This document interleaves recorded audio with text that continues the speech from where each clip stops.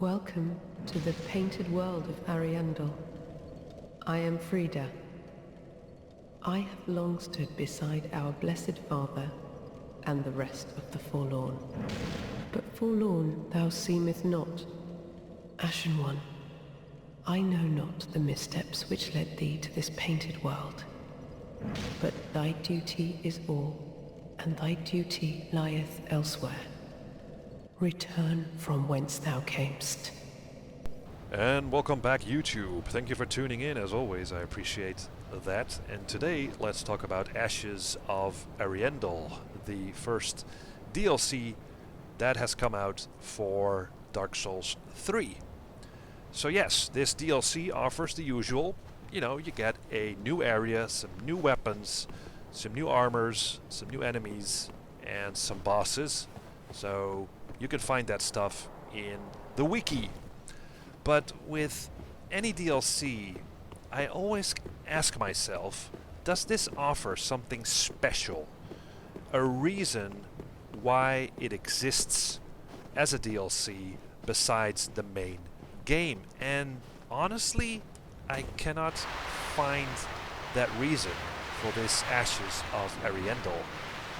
Because the strange thing is that this DLC is mostly suited for players whose level is about 70 and up, but not really for players who maxed out their character.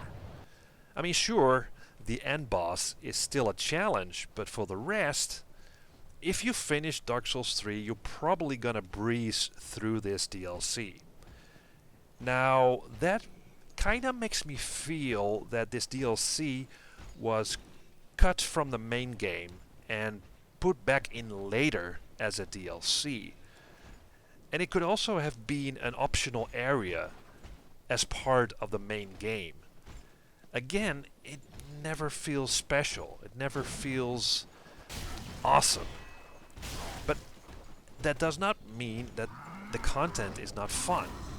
I do really like the design of the place. I mean, the snow-covered village, and the design of the enemies and the creatures, and the underground passages.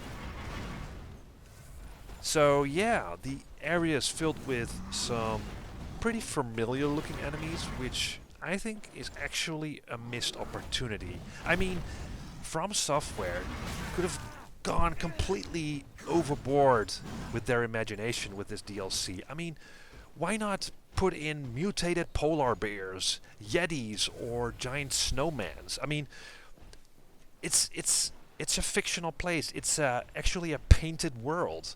So they and the player could have some fun with the formula here, because ultimately the Dark Souls games take themselves way too serious all the freaking time.